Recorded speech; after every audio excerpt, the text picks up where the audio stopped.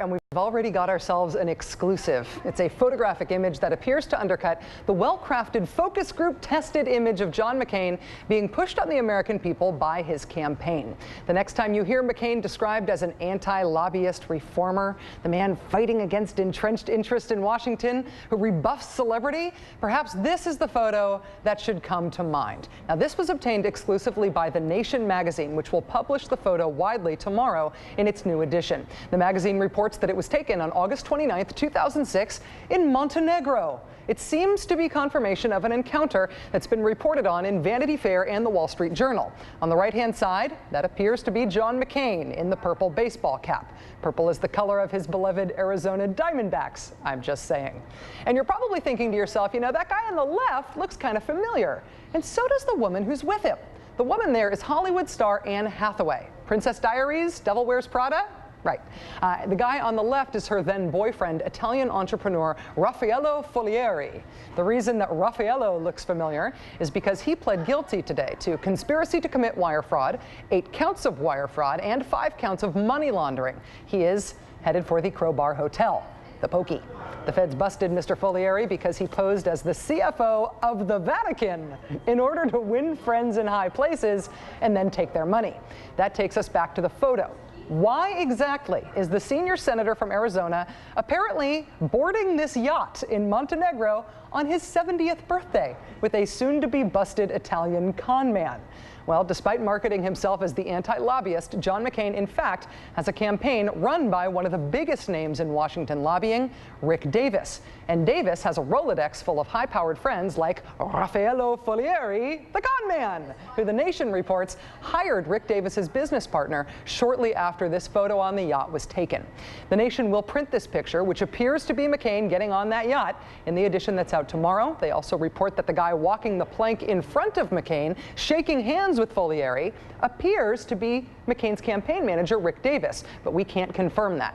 The McCain campaign has confirmed the senator's encounter with the con man guy, telling the New York Daily News it was, quote, entirely social and nothing came of it.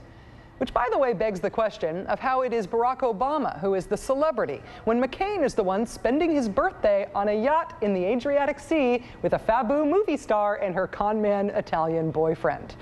And yes, that's the big point here. While Maverick McCain struts as a crusader against lobbyists, mocking Barack Obama as having celebrity status, this is the reality. The guy who announced his presidential run on Letterman, photographed on a yacht in Montenegro, hobnobbing with a celebrity and a con man, all because they share the same Washington lobbyist. Joining us now is Ari Berman from The Nation magazine, who co-wrote an article on this encounter with his colleague Mark Ames. The article is due out tomorrow. Hi, Ari. It's nice to see you. Thanks a lot for having me.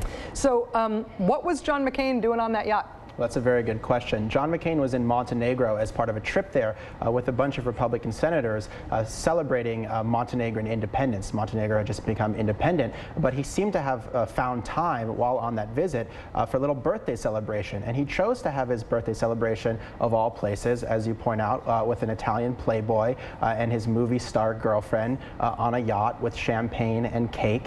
And it's kind of an interesting indictment of McCain, because he's been going around talking about what a celebrity Barack Obama is, but apparently he has a bit of a celebrity fetish himself and a little bit of a taste for the glamorous as well. Well, there's the culture issue here, and whether or not John McCain really is the man of the people, the anti-lobbyist crusader that he's portraying himself to be. There's also the photographic evidence contact with this guy who has just pled guilty as a con man, bilking people out of money, misrepresenting his ties with the Vatican, of all places. Do we know why Raffaello Folieri, this guy who pled guilty today, do we know why he hired Rick Davis's lobbying firm, and whether or not that connection had anything at all to do with John McCain? Yeah, well, Rick Davis was clearly trying to make inroads with the McCain world. He was tight with the Clinton world. He was posing as a mega donor to Bill Clinton's foundation. He was tight with Bill Clinton's aides. He was in business with one of Bill Clinton's big donors, Ron Burkle. And so he wanted to do the same thing with McCain. He was playing both sides. So McCain's in Montenegro, I'll go to Montenegro. It's not the kind of place where Raffaello Folieri would normally hang out. He'd probably find a more glamorous haunt. So we think he was there because McCain was there. And what happened after that yacht party with McCain is he ended up sending Rick Davis business information, trying to get an investment firm that Rick Davis represented to invest with his own investments And then a month later, in February 2007, actually hired, according to the New York Daily News, actually hired Rick Davis's business partner from his lobbying firm, Davis Manafort, a man by the name of Rick Gates. There are now two Ricks in this story. Just to make it that much more confusing. Well, we here at the Rachael Maddow Show, we here at MSNBC called the McCain campaign for comment on this. We have not yet heard back from them. We're still hoping that they will give us a comment or make somebody available from the campaign to talk about McCain's involvement with this guy, especially now that he's looking at 5 years in prison. What did the McCain campaign tell you about this meeting? Well, they haven't told us anything. I talked to Tucker Bounds very quickly on the phone today. He told me to send him an email. I sent him an email. I then sent him another email, told him I was probably going to go on TV and talk about this. Haven't heard back. Tucker, if you're watching, give me a call. He's very busy, I'm sure. I imagine. Ari Berman from The Nation magazine, it's great to have you here. Congratulations on the scoop. Thanks a lot, and I should also thank Mark Ames, who worked with me on the story and actually obtained the photo. Very good. Moving now from the gentle breezes of the Adriatic.